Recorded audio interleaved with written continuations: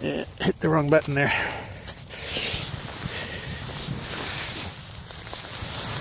Yeah, I'm gonna have to make this a little bit bigger. The four of us are going in here tonight after the house gets swallowed by that snowdrift.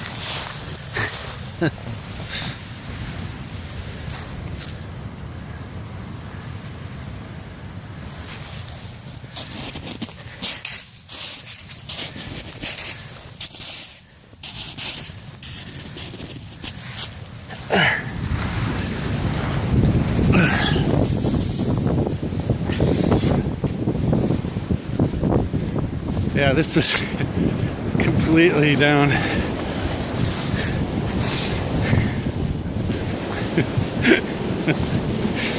I had this all completely shoveled off, so it was safe. Oh, and then I shoveled off the heat pump here too. It's almost drowned.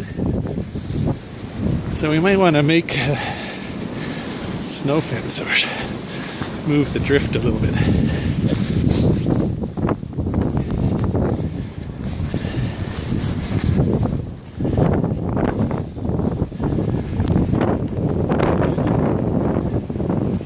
Garage roof line is at mid-chest level.